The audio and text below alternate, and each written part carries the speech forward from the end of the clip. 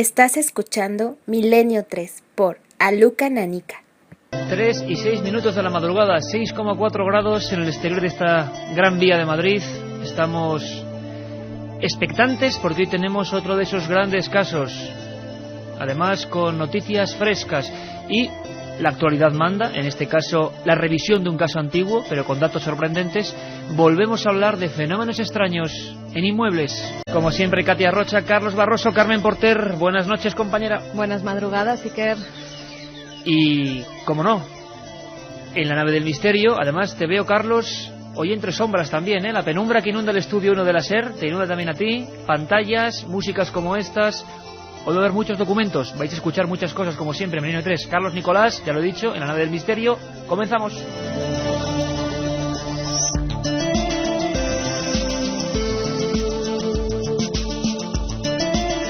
Y ese, Carmen, vaya polémica con el tema de Belchite, ¿no? Las pues voces del pueblo muerto. Muchísima, y sigue la polémica, porque mira, ahora mismo acabo de abrir la pantalla de los SMS a ese 7640, palabra clave Milenio, espacio y vuestra opinión, lo que vosotros nos queráis decir. Y nos están diciendo que grabaron ayer unas psicofonías precisamente en la iglesia de San Martín de Belchite y que nos pueden dejar sin palabras, que dónde nos las envía, nos dice María de Zaragoza. Vamos a ver, pongamos puntos sobre las IES, es decir, para quien todavía no se ubique, ya sabéis, el doble de Milenio 3, a la 1:30 después de Los Compañeros del Larguero, hicimos un programa sobre un pueblo deshabitado, vacío. Bueno, hay quien dice que no, que dice que todavía quedan cosas, entre ellos muchos investigadores, y pusimos algunas grabaciones psicofónicas de esas que tanto llaman la atención de la audiencia. En esa noche, Carmen, un montón de amigos de Milenio 3 que nos escribían SMS se iban hacia Belchite, y en estos días han estado investigando. Al parecer ayer mismo María de Zaragoza fue allí, realizaron pusieron las grabadoras y al parecer se han grabado, pues según nos dice ella, psicofonías que nos dejan sin palabras.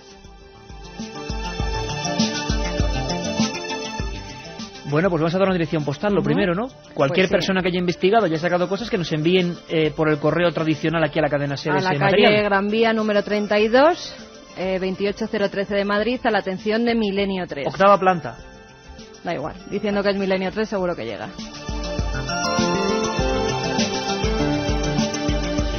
Ya está abierta esa línea del 7640, palabra Milenio, con vuestras opiniones, sugerencias, cualquier cosa. Hoy tenemos tema de casas encantadas. Bueno, no sé si casas, porque el lugar fue un inmueble comercial.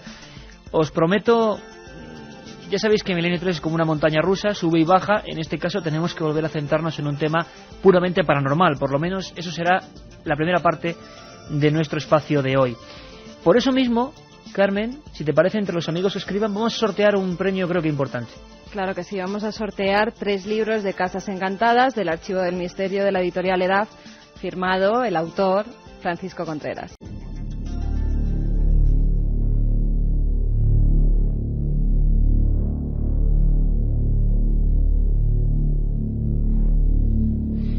Vamos rápidamente, Carmen, antes de pasar con esa noticia que nos va a llevar a Málaga. Es un caso... Muchos nos preguntáis, por ejemplo, por la historia. La hicimos en su día, repetiremos, reencontraremos esa historia. La famosa Diputación de Granada. Esta historia que vamos a contar hoy, con bastantes primicias, tiene elementos que de verdad se parecen mucho. Fechas, nombres, testimonios y una reinvestigación, que a veces es tan importante como la investigación, excepcional de nuestro compañero Francisco, que en unos minutos va a estar aquí con nosotros.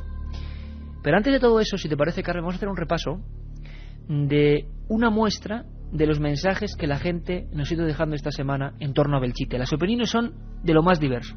Pues mira, Luis nos dice: la psicofonía "Vámonos de aquí" la pudo emitir un militar o civil anglosajón, germánico o eslavo que estuviera hablando a otras personas en castellano. Hablamos de una de las grabaciones que pusimos el viernes. Parecían unos cánticos de milicianos, nos dejaron absolutamente impactados. Aquí estaban, si no recuerdo mal, Juanma Frasquet en la nave del misterio, y se vino incluso Juan Aranaz, otro técnico, estuvieron opinando, y muchísima gente a través de ese teléfono, de ese SMS, hablaba. Nos dejáis alucinados como audiencia, nos dejáis sorprendidos con vuestros conocimientos, de que os sonaba alemán las palabras que eran, y bueno, quizá estemos cerca de la traducción de este misterio. Otros nos escribían que firmaban como asturianos y nos decían: somos 5 compañeros currando con miedo y nos parece que el cántico son personas rezando, como contestando en un rezo. Madre mía. Otro amigo nos decía: el sufrimiento se apoderó de Belchite en aquella gran tragedia. Deberían de hacer un gran santuario en Belchite para rendir homenaje a aquella pobre gente. No estaría mal, desde luego, sufrimiento además de todo tipo, como siempre decimos. Hay un monumento, Iker, por los caídos allí. Milenio 3, la única política de Milenio 3 es el periodismo. Nos dan igual en este caso los bandos, el sufrimiento fue absoluto y, por supuesto, parece que la investigación parece ser que recoge, bueno, elementos y ecos de aquella época. Dani de Zaragoza nos decía: casi frente a la iglesia hay lo que creo que era un molino de aceite. En ese pozo había o hay 800 cadáveres. También otro amigo decía: mi abuelo luchó en Belchite en la victoria final de los nacionales y me contó historias espantosas sobre esa batalla. Hubo muchos muertos y fue muy duro. Hablaban incluso de 6.000 muertos, muchos de ellos mujeres, niños, y que formaban con cuerpos humanos, hay fotografías de ello, barricadas en ese lugar donde ahora surgieron las voces. E incluso gente que nos pide temas clásicos para dramatizar. Veo por aquí un par de asuntos que son bien conocidos, ¿no, Carmen? José Manuel de Murcia nos dice: rememorad con actores el crimen de los Galindos. Lo teníamos y tanto que pensado. El equipo de producción de la cadena SER, con dirección de Mario Revilla, y los magníficos actores de la SER están trabajando. Esta semana no tenemos dramatización, porque sin ella este programa, el de hoy, os aseguro que no se podría ni escuchar. Pero la semana próxima tenemos una historia apasionante. Como siempre, un caso real. Ocurrió en 1947, en el otoño, más o menos como ahora. Le ocurrió a un pastor llamado José Pancho Campo. Solo os digo un detalle, lo comentaremos la semana que viene, pero José Pancho Campo murió atormentado. Pasó a la historia de aquel pequeño lugar como el pastor que vio al diablo. Y nos preguntan hasta por Somosierra, ¿no? Ángel nos dice: por favor, sacar el tema de Somosierra. Larga vida a Milenio 3. Iker, Katia, Carmen, un beso. Pues otro beso para ti, Ángel. Y Ángel, decirle que Somosierra ya se está, en el laboratorio de la SER, se está dramatizando. Hemos intentado poner todo el énfasis en esos casos. Ya sabéis, 7640, palabra milenio, espacio, lo que queráis. Y si queréis temas clásicos o no, casos, historias, que dramaticemos con voces, con sonidos, auténtico teatro del aire, no tenéis más que pedirlo. Y ahora, os lo aseguro, nos sumergimos una vez más en lo desconocido.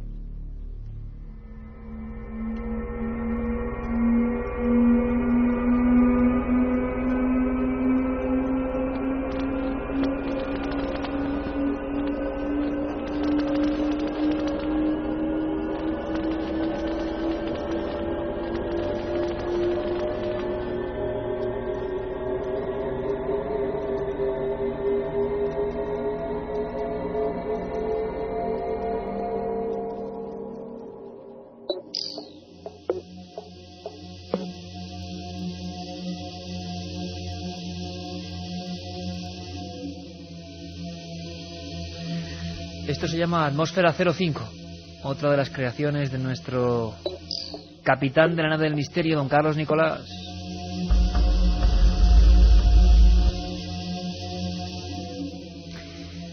Una atmósfera es capaz de cambiar el sentido de las palabras y seguro que vuestras sensaciones. Nos escribís muchos, estáis haciendo la guardia en casa. Os aconsejo, abrigaos, no solo por el frío que hace en el exterior, porque la historia que tenemos ahora, que nos la trae, vamos, fresca, traída de buen puerto, nuestro compañero Francisco Contreras, era una vieja historia, se sabía muy poco de ella, se quedó sin resolver, y yo no puedo decir que se haya resuelto ahora, pero sí que hay más elementos. Elementos que ponen la carne de gallina. Don Francisco Contreras, compañero, buenas madrugadas. Buenas noches, Iker, y buenas noches a todos los oyentes de Milenio 3. Oye, feliz de reencontrarte aquí en el estudio 1 de la SER, ¿eh? Sí, tiempo. La verdad es que sí. A uno se le pone la carne de gallina con Atmósfera, con Carlos, con esta luz tenue, intentando viajar por lo insólito. Bueno, pues ya que estamos todos, el lugar, la cruz en el mapa sería Málaga, ¿no? Málaga la Bella, como la llaman. Bueno, es un viejo caso, como decías. Fue etiquetado por una pequeña noticia que salió en el diario Sur, en sus páginas, en Noticias Hueco Grabado, como extraños sucesos. Lo firmaba Francisco Cortés en se quedó en eso, ¿no? Una noticia, en su sección que se llamaba Cosas de la Ciudad. Y el titular sería Poltergeist en Plaza Ijanés. Y todo ocurría el 6 de junio de 1991. Te pongo en antecedentes. Eran cerca de las 6 de la tarde, era jueves aquel día. Rafael Ortega, jefe de ventas de la editorial iba a empezar a impartir un cursillo a los nuevos comerciales de la editorial, y en ese preciso momento escuchan unos extraños ruidos en el exterior del despacho. Salen, acuden al despacho contiguo, adjunto a la sala de juntas, y ven un cenicero estrellado contra el suelo. Según ven esa escena, observan como otro cenicero, como tirado por manos invisibles, choca contra el muro otra vez, y una pluma estilográfica sale también literalmente volando. Varios testigos. Joaquín García, Diego Barranco y Rafael Ortega, testigos de lo imposible.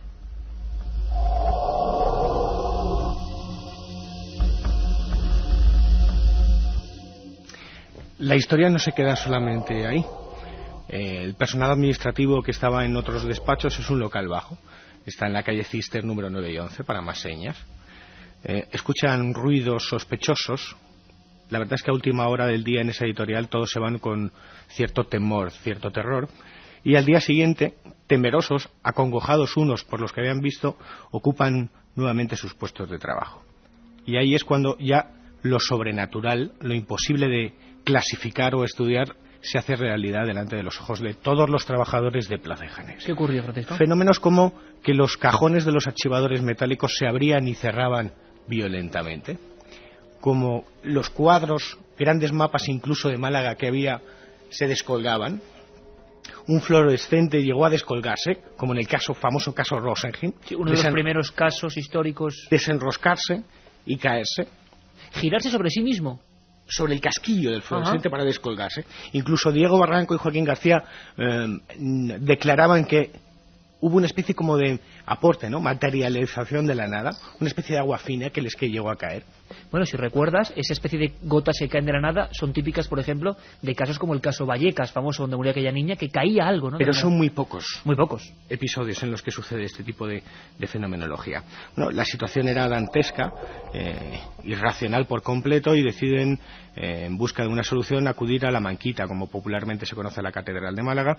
Llaman a un sacerdote para que haga una bendición. El sacerdote acude al local, da una serie de oraciones, una bendición, y lo imposible sigue desarrollándose delante de él, hasta el punto que las estanterías que había en la editorial, de extremada altura y peso, completamente llena de libros, empiezan a volcarse de una forma insospechosa.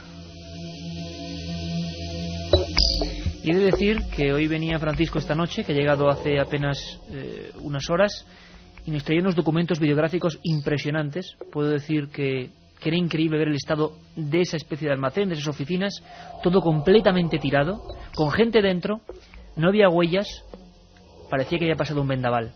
A este respecto, Francisco, nos has traído un corte de voz, ¿no? Sí, acude el sacerdote, también acude la policía. Ellos hacen un parte de intervención en el que constatan todo lo que observan. Parecía que habían robado, pero no había absolutamente ninguna huella, como así se lo constató la Fuerza de Seguridad del Estado. Bueno, luego pareció alguna huella de la que vamos a hablar, ¿no? Y luego, bueno, pues en un intento desesperado, los responsables de Plaza de Janés se ponen en contacto con el CICE, Centro de Investigaciones Científicas Especiales. Para mí, uno de los mejores grupos de investigación que ha habido en Málaga, riguroso, metódico, muy profesional. Y ahí acuden Miguel Ángel del Puerto, María Amelia Cafarena, José Antonio Gallardo, Francisca Moreno Herrero y Celeste Torres, psíquica medium. Persona, digamos, para que nos entiendan, que supuestamente tiene la facultad de sentir algo, ¿no? Otro lado, entre comillas. ¿Qué dice esa mujer? Bueno, ellos acuden allí, los vídeos que tú has podido ver son grabaciones que hacen ellos nada más llegar, y lo que se encuentran es el caos más absoluto. Es decir, ellos, así me lo confirmaron en las entrevistas que he tenido recordando toda esta historia, no habían visto algo así en su vida, ¿no? Y hay varios detalles muy significativos. El primero, Celeste Torres, la medium, la psíquica del grupo, en un momento dado, cuando está recorriendo las salas, los despachos, entra en una especie de trance o de contacto con una entidad supuestamente, presuntamente del más allá. Y esa entidad le dice textualmente: soy Miguel, tal como salí entré. Soy Miguel, tal y como salí, entré. La cosa no queda ahí. Paralelamente a lo que está viviendo Celeste, que comunica a los empleados y a los restos de los investigadores, Miguel Ángel del Puerto y Francisca Moreno deciden ir al último despacho, donde la virulencia del fenómeno de la fuerza inexplicable ha sido increíble. Y en una de las estanterías que hay volcadas, descubren que en la parte superior, en la que está prácticamente dando con el techo, en el polvo ha quedado marcada una huella. reciente, impresa sobre el polvo. Una huella marcada, como si esa mano, esos delgados dedos, finos dedos, hubiesen salido de la pared. Tenemos una declaración de alguien que está viendo ese panorama dantesco. 7640 palabra milenio, porque enseguida, Carmen, estoy seguro que la gente va a opinar, quizá conozca casos parecidos, ya quizá ya están opinando, gente ¿no? que nos dice que vivió en casas encantadas. Pues ahora los vamos a escuchar muy rápidamente. Vamos allá con esta declaración. Quien nos habla es Francisco. Francisca Moreno. Vamos por primera vez el viernes y nos encontramos primero que parecía que había pasado por aquí un huracán, puesto que estaba todos los muebles volcados y además derruido casi todo, lámparas incluso, los cuadros torcidos. Daba la impresión esa de que había pasado con un ventanal abierto un huracán por toda era abajo, era toda una oficina en planta baja y daba la impresión de haber pasado un huracán. Al final, en el último despacho, había una librería inmensa, volcada, grandísima, volcada, y los libros en el suelo, y Miguel Ángel me señaló que por detrás se veían una huella. Yo la estuve viendo también, pero vamos, eso no te puedo yo asegurar que fueran extrañas, podría ser de cualquier persona de por allí. Sin embargo, a mí me parecía extraño que ninguna de las personas de aquella oficina se hubiera puesto a volcar tanta cosa, a romper tanta cosa, y además que iba todo en una dirección, vaya, me parecía cosa de locos. La otra realidad. Fenómenos extraños. Misterios sin resolver. Milenio 3. En la SER.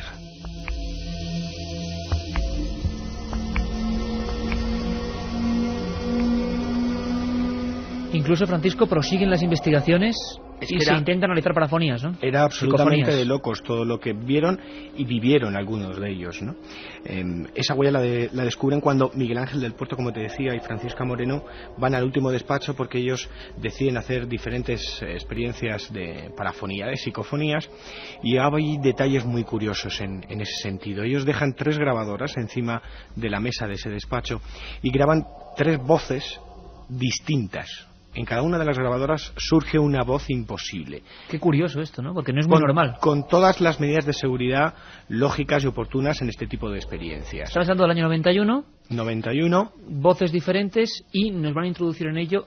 Pedimos disculpas por la calidad de la grabación obtenida en aquellos momentos, pero el grafismo de las palabras creo que no necesita de mayor calidad. Escuchamos atentamente. El fluorescente estaba cogido solamente de unos hilos porque se había volcado. Estábamos muy intrigados porque en las 3 parafonías, en las 3 cintas que habíamos puesto encima de la mesa, habíamos puesto las 3 encima de la mesa de aquel despacho grande, y cada una cogió una parafonía distinta. Voces y siempre presente ese nombre, ¿no? Una voz masculina de tono metálico y en una sola inclusión supuestamente del otro lado de ese más allá, muy agresiva, que decía: oye, Paquita, llamaba a esa investigadora, supuestamente la podría conocer, Francisca Moreno. Bueno, hacía alusión Francisca a esas huellas. Ella no tenía muy claro. Hubo un detalle que matizó que esas huellas no eran absolutamente de nadie, y es que la policía volvió a ir al local por segunda vez para determinar que esas huellas de una mano no correspondían a ninguno de los empleados o los investigadores, y así lo nos constataron. Encontraríamos, Francisco, ante uno de los pocos casos en que por 2 ocasiones los empleados de la policía acuden a un sitio por estos fenómenos y se van sin explicación, como en cientos de casos a lo largo del pasado siglo. Y entonces tenemos una larga etapa de silencio, una especie de manos que golpean todo, que tiran todo, hay una serie de psicofonías, el caso se muere. El caso acaba en el olvido. Jamás se volvieron a reproducir fenómenos. Cuando dejó de ser ese local la editorial de Plaza y Janés, he podido constatar que fue el bar Urogallo y luego posteriormente el bar Beethoven, y jamás o muy poquitas veces se constataron fenomenología de tal calibre. Incluso ahora mismo es una sociedad económica, creo que se llama Fibank, una empresa y hay que económica, decir que tranquilidad total, porque absolutamente fenómenos... pasa nada de nada, no hay constancia de ellos. Es decir, un fenómeno único por la casuística, por las pruebas entre comillas que dejó, por la cantidad de testigos que lo pudieron observar, que duró 3 días, apenas 72 horas, ¿no? Y de los cuales en la prensa solamente hay una noticia hueco grabado, y creo recordar que una revista especializada sacó también una pequeña noticia. Ese es el caso que había en Málaga. ¿Y qué ha pasado, Francisco? Bueno, pues en las últimas reinvestigaciones he encontrado casualidades o coincidencias muy extrañas y muy sobrecogedoras, algunas de ellas. Pongamos en antecedentes. Yo tengo una información exclusiva y descubro que en 1986, desgraciadamente, se suicida Miguel Domínguez, empleado de Plaza y Janés, profesor de primaria del colegio Gibraljaire. Un momento, porque, para que nos pongamos, Miguel Domínguez. Empleado de Plaza y Janés y profesor de primaria en un colegio malagueño. Pero, ¿cuál es la voz? Fallece en 1986 supuestamente debido a, turbias causas en las que está implicado en un caso, además, con la propia empresa. ¿Recordamos cuál es la voz que le viene a esa sensitiva cuando llega en el 91? Soy Miguel, tal como salí entré. El segundo dato que me deja estupefacto y atónito es que, como te decía, Miguel Domínguez era profesor de primaria, igual que Francisca Moreno, en el mismo colegio. Y esa voz, la inclusión, le decía: oye, Paquita.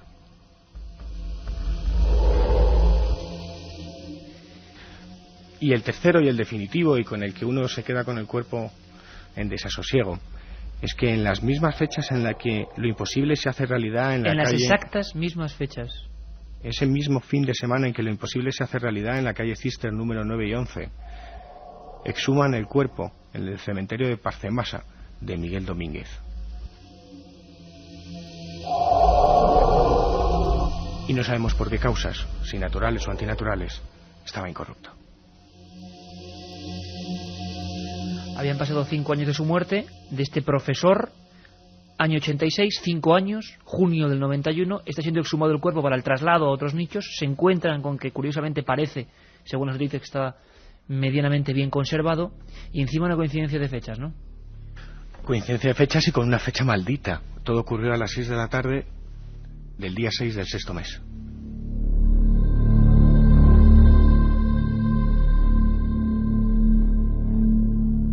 Un viaje en busca del misterio. Milenio 3, en la SER. 3:30 exactamente, 6,4 grados, y la verdad es que, un caso sorprendente, sobre todo los últimos detalles que nos trae Francisco Contreras y que encajan perfectamente con la historia. ¿Qué dice la gente, Carmen? Pues fíjate, Mireia desde Orihuela, Alicante, nos dice: buenas noches, casas encantadas, lo que me faltaba, acabo de ver La Maldición, un beso, seguid así. Por cierto que sorteamos ese libro, Casas Encantadas, de Francisco Contreras, nuestro invitado hoy y compañero, Archivo del Misterio, Editorial EDAF, y muchos mensajes al 7640, ¿no?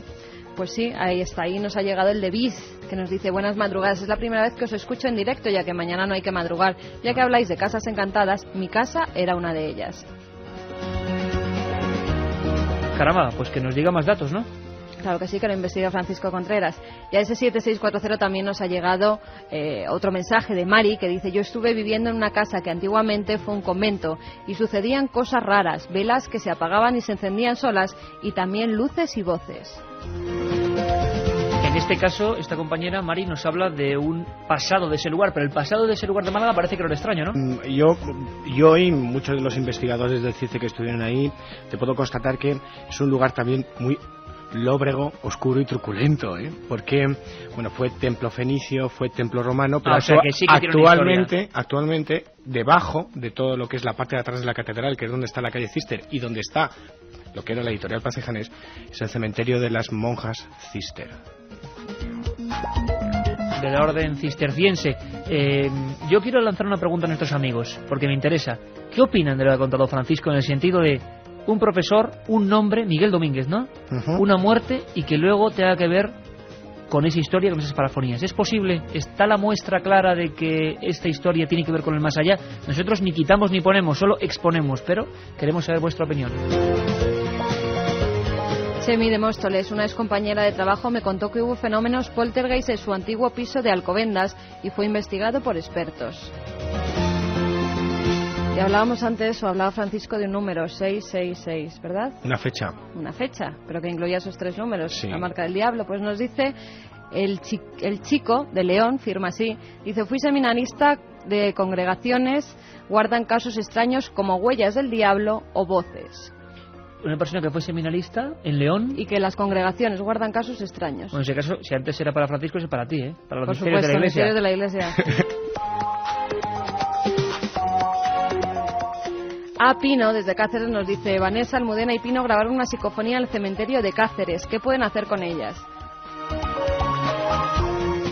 Respondemos, Francisco, ¿qué se puede hacer con la psicofonía? Desde luego enviarla, ¿no? De momento que Yo la manden. propongo una cosa: ¿por qué no hacemos un programa, Iker, con psicofonías de los oyentes una noche, con todas las que nos manden? Sí, venga, ¿por qué no? Vamos a volver a dar esa dirección postal. Gran Vía, número 32, 28013 de Madrid, a la atención de Milenio 3. Ahí nos podéis enviar todas las cintas que tengáis grabadas, con sonidos, con psicofonías, lo que queráis. Porque además queremos hacer unos programas especiales con público, con gente aquí, en estas Navidades, y ideas como esta. A mí se me ha ocurrido un día que los investigadores, que muchos investigadores, a ver qué te parece, Carmen, nos cuenten su experiencia más terrorífica. Vamos a pasar una noche de miedo de verdad, Esas con que hoguera aquí en contamos medio. en las reuniones, Sí, exacto. cuando nos ¿Qué encontramos te parece, Fran? ¿Te das parte que de los contarnos una? investigadores. Hombre, sería genial. Sería eso. genial porque la verdad es que muchos de los que han pasado por estos micrófonos y seguirán pasando tienen auténticas historias de terror. Y nunca se cuentan, pues que nos la Claro. cuenten en una noche especial.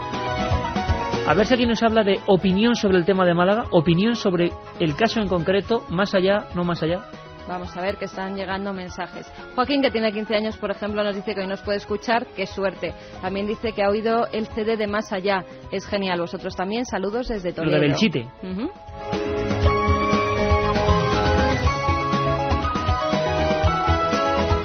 Desde Un luego. amigo que nos escribe también desde un lugar al que nosotros tenemos mucho cariño, Diego de Belmez de la Moraleda. Los cánticos de Belchite decían claramente: mi cantar es para ti, mi cantar es para ti. Gente que sigue opinando sobre las psicofonías y queremos que nos enviéis esas grabaciones, si es que las tenéis. Nos hemos llevado grandes sorpresas para hacer ese programa especial. ¿Algún mensaje más, Carmen? Hoy en el restaurante donde trabajo, la última cuenta que he cobrado era de 66,6 y la caja final de mis mesas 666,66. Y ahora esa fecha, ya no duermo, nos dice Iván de Valladolid. Lo siento. ¿Es posible eso, Francisco, esas casualidades? Hombre, es un caso en el que hay muchas casualidades y la fecha no deja de ser otra casualidad más, ¿no? Casualidad entre comillas. Está claro que yo no creo que tenga un origen o una naturaleza diabólica simplemente por haber hecho mención a la fecha. Pero no deja de ser muy curioso que sea un episodio que está rodeado, o sea, que te da luz a seguir investigando justamente por esas casualidades. Un nombre, un contacto, presunto contacto con una entidad por parte de una medium, una psicofonía, una exhumación. Es que tiene todos los elementos básicos para una película es de terror. Un rocambolesco puzzle, un terrorífico puzzle en el que todo encaja. Bueno, pues ahí estaba el caso de Plaza y Janés, como se le llamó en su día, porque esta editorial estaba ubicada ahí cuando ocurrieron los hechos. Y Francisco Contreras, autor de ese libro que hoy sorteamos, ha puesto los últimos apliques de ese puzzle. Por lo menos hemos establecido una hipótesis, ¿no? Los últimos, los datos completamente desconocidos y en exclusiva, ¿eh? Jamás se había hablado de toda la información, de todos los datos que hoy hemos contado. El caso pareció perderse en el tiempo justamente cuando desapareció, cuando dejaron de suceder cosas extrañas. Y bueno, pues vamos a poner todos los datos que hemos podido descubrir, para eso estamos. Y seguiremos, por supuesto, en la brecha. Mil gracias, Francisco. No, hombre, gracias a vosotros.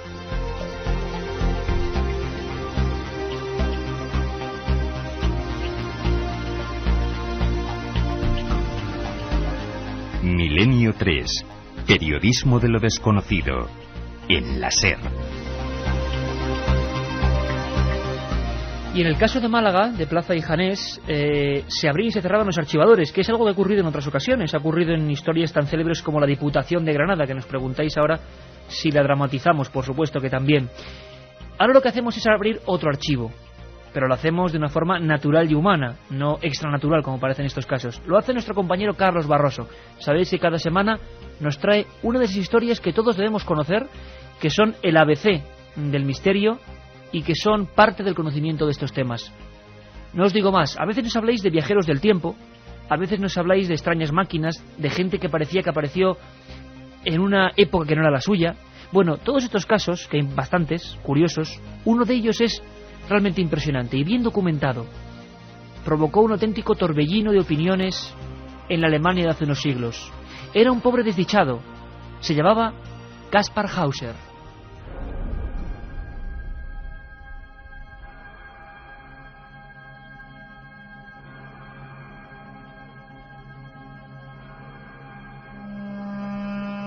Tenía 16 años y corría el mes de mayo del año 1828, cuando el joven Kaspar Hauser apareció de pronto en la ciudad alemana de Nuremberg. Su aspecto era deplorable. Vestía andrajos que en otra época habían sido una ropa lujosa. Calzaba unas botas en las que no entraban sus piernas ni sus pies. Sangraba por los dedos y también por unas heridas que tenía repartidas por el cuerpo.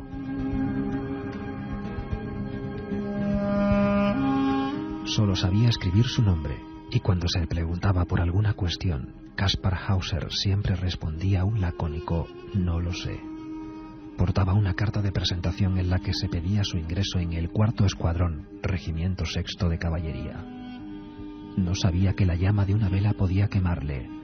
Se asustaba de un simple reloj, o rechazaba cualquier tipo de comida que no fuese pan y agua.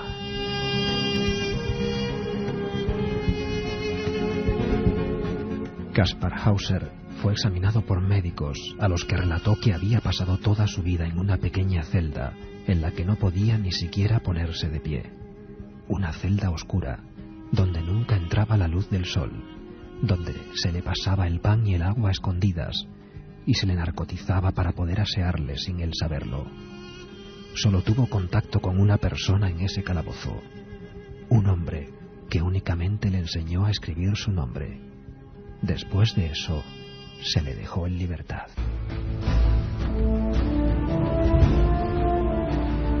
Kaspar Hauser solo decía que quería ser soldado, como su padre.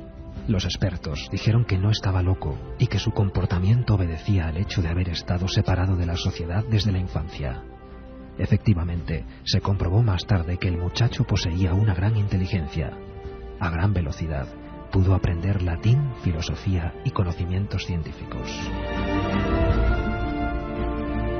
En varias ocasiones fue atacado por desconocidos o personajes enmascarados durante los pocos años que vivió tras salir de la celda. Muchos de ellos le causaron importantes heridas con arma blanca. La gente llegó a pensar que se autolesionaba para llamar la atención. El último de los ataques le dejó gravemente herido. Kaspar Hauser moriría 3 días más tarde, solo 6 años después de haber aparecido en la ciudad.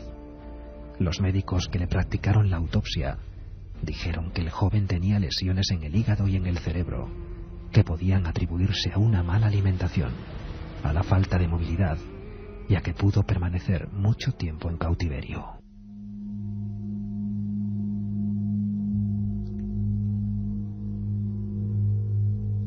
La procedencia de Kaspar Hauser, de quien poco más se sabe, sigue siendo todo un misterio. El pueblo pensaba que era un hijo ilegítimo de la Casa Real de Baden.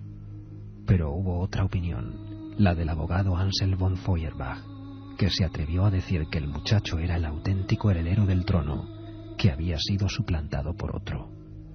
Acertada o no esta teoría, lo cierto es que Feuerbach murió al poco de exponerla, y Kaspar Hauser fue herido de muerte días después.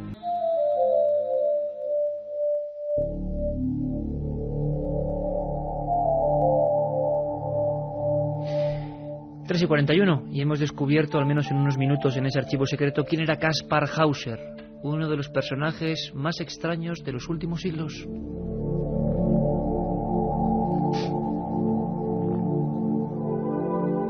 Le llamaron viajero del tiempo, le llamaron hijo bastardo, alguien quería desde luego matarlo, y él guardaba con su extraña mirada y esa especie de parca que todavía se guarda en un museo alemán, guardaba quizá demasiados secretos.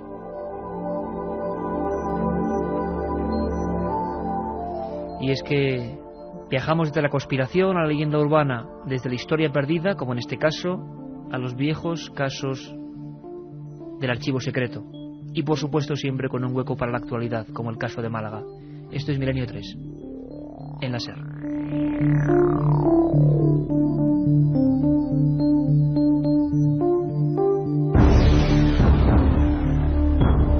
Y Hoy tenemos noticias, Carmen. Algunas de ellas vamos a seguir la pista porque desde luego el titular es sorprendente.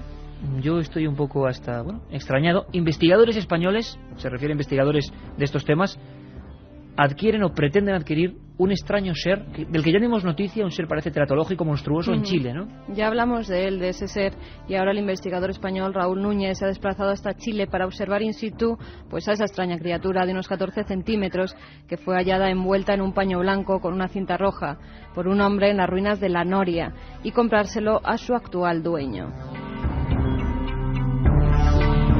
Según ha asegurado Núñez, estamos analizando el caso junto al ufólogo español Ramón Navia para adquirirlo. El precio se elevaría a 6 millones de pesos. También adelantó que se trata de un ser orgánico, pero actualmente presenta serios problemas de conservación en toda la estructura corporal y particularmente en el cráneo, el cual se está desmembrando por la acción de los hongos, motivo por el cual fuimos acompañados de un médico para constatar su condición y evaluar su tejido. Por su parte, el doctor Mario Dusuel dice que podría tratarse de un embrión humano, ya que su cráneo presenta una ruptura severa, producida posiblemente por un aborto inducido. La rareza de sus rasgos explicaría por tratarse de una malformación congénita en la criatura. Desde luego hemos visto fotos del ser y extraño es. Lo que ocurre es que, vamos a ver qué pasa con esta supuesta adquisición, si es que se lleva a cabo, y desde luego lo haremos con Raúl Núñez y con Ramón Navia, que nos den todos los últimos datos. Sí, que además hemos intentado contactar con ellos, pero se encontraban fuera de España, precisamente. Vamos rápidamente con 7640, palabra milenio, pero antes vamos a ir escuchando de nuevo preguntas de los oyentes en torno a ese caso y a todo lo que ellos quieran, pero antes una noticia y una conexión con Italia, porque una estatua de ese personaje no menos misterioso, el Padre Pío, parece que ha llorado sangre, ¿no? Una estatua del Padre Pío de Pietrelcina realizada en bronce que se encuentra en la ciudad italiana de Brancaleone, al parecer llora lágrimas de sangre desde hace varios días. Toda la información nos la trae el corresponsal de la cadena SER, Joan Solés. Pío de Pietrelcina llora, y llora sangre, aunque murió en 1968 y fue proclamado santo por Juan Pablo II el año pasado. Por tercera vez ya, una de las miles de estatuas repartidas en toda Italia de este religioso capuchino, represaliado por el Vaticano 75 años antes de elevarlo a los altares, vierte sangre que desciende de los ojos por la estatua, formándose un charco a los pies de la misma. Su sede en Brancaleone, población del sur de la península. Inmediatamente las autoridades locales han ordenado vallar el monumento ante la avalancha de seguidores del santo, para quienes no hay duda de que se trata de un milagro, aunque el párroco de la zona ha pedido prudencia mientras se realizan los análisis de las muestras de sangre. Pietro de Pietrelcina, más conocido como Padre Pío, tiene en Italia millones de seguidores. San Pío de Pietrelcina, Su santuario en San Giovanni Rotondo es el más visitado del mundo católico tras el Vaticano y el Templo Mexicano de Guadalupe. Incluso un canal de televisión del satélite Hotbird emite las 24 horas imágenes del desfile incesante de sus fieles ante el sepulcro del santo. Murió con estigmas, la reproducción de las heridas sufridas por Jesucristo durante la pasión, y por ello la Santa Sede adoptó medidas disciplinarias, el aislamiento durante 2 décadas, porque consideró injustificado el origen sobrenatural de estas heridas. De hecho, en las 2 ocasiones anteriores en las que las estatuas de Padre Pío lloraron sangre, desencadenando el fervor de la población, se confirmó que se trataba de una broma de pésimo gusto en el primer caso y de la inyección previa de sangre por parte de un drogadicto en el segundo, para crear mayor conciencia ciudadana sobre la enfermedad del SIDA. Ahora se ha iniciado la investigación de los hechos de Brancaleone, pero mientras tanto millares de italianos rodean la estatua a las 24 horas del día y rezan y cantan al Padre Pío antes de que se demuestre que se trata de un fraude más.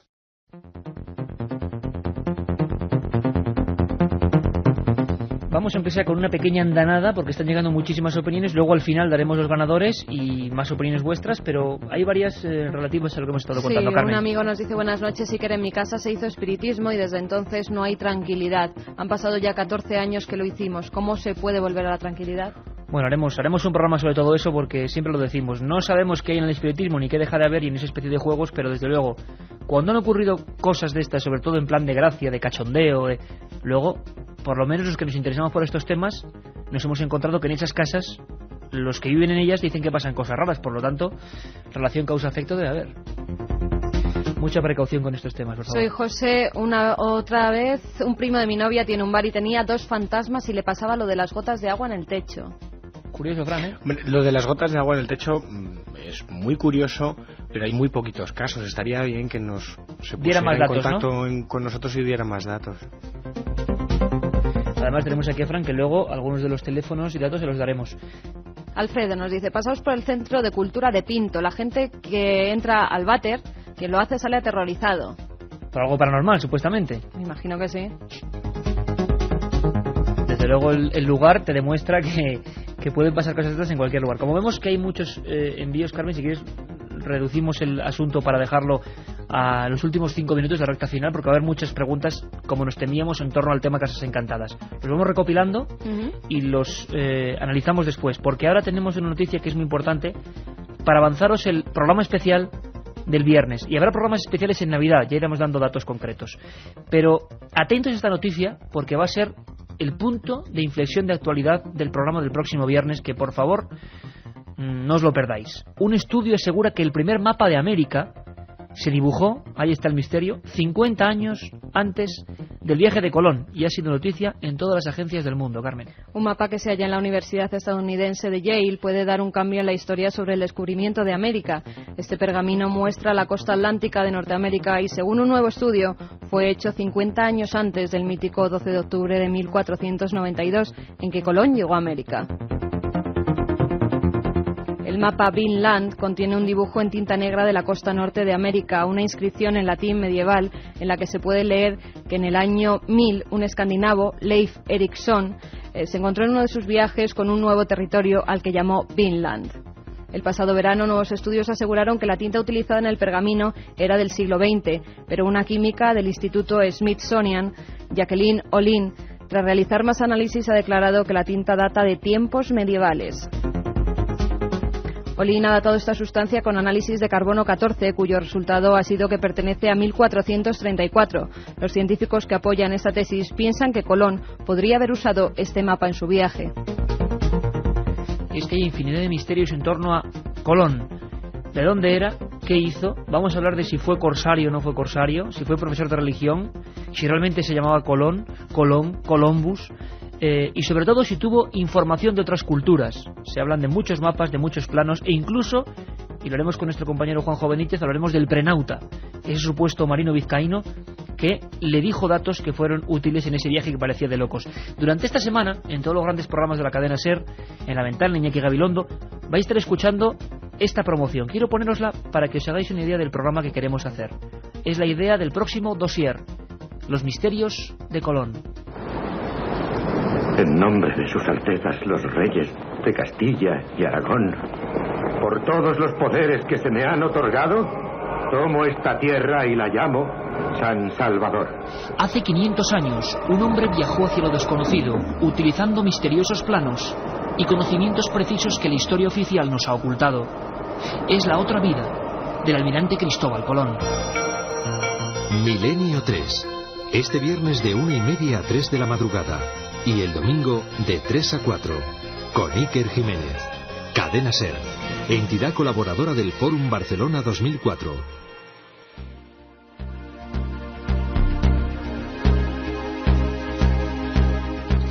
Y Colón, lo que desde luego pudo tener técnicas, pero no tanto como un submarino, ¿verdad, Carmen? Un submarino sería imposible.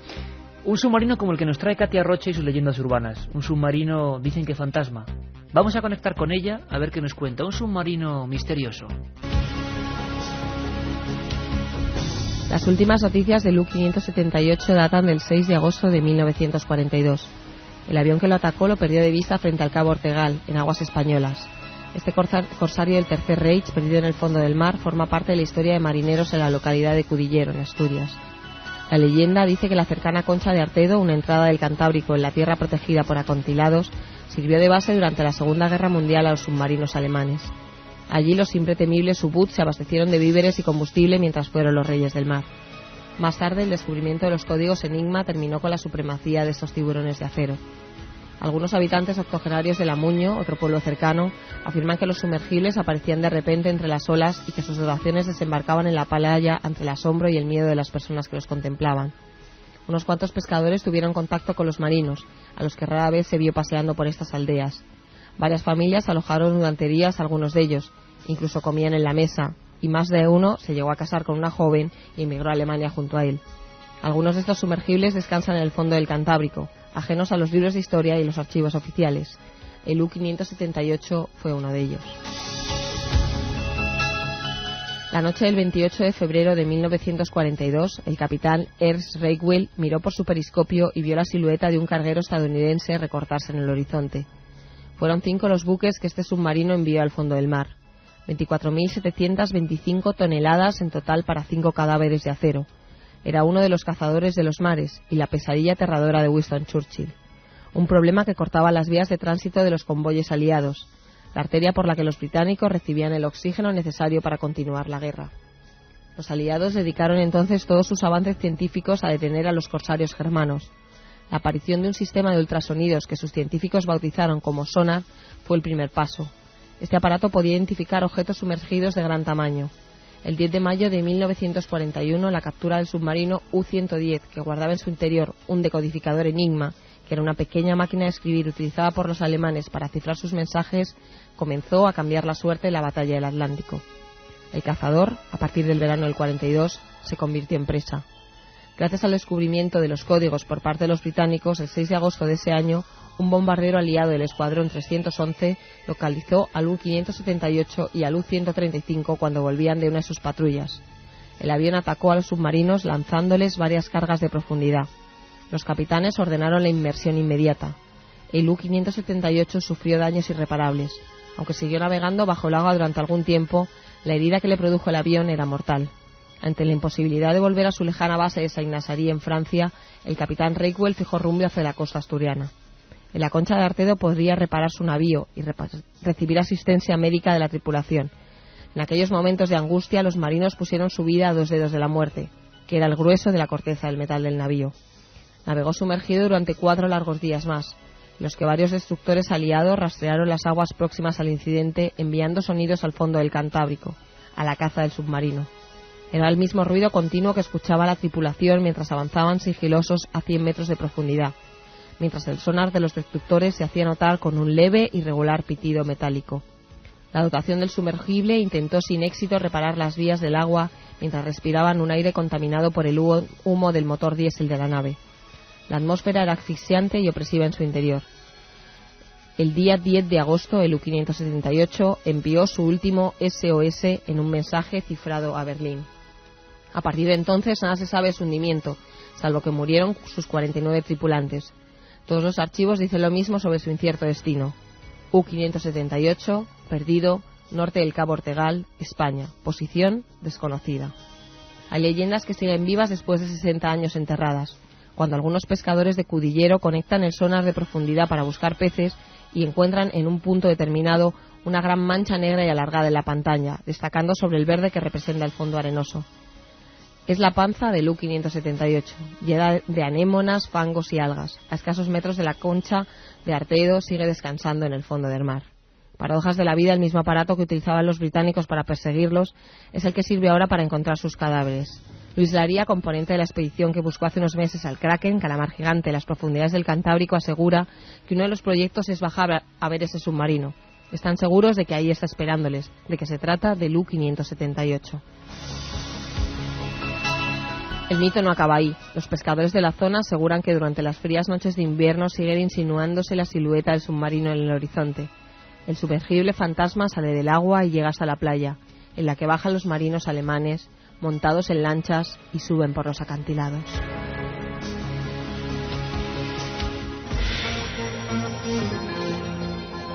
La otra realidad.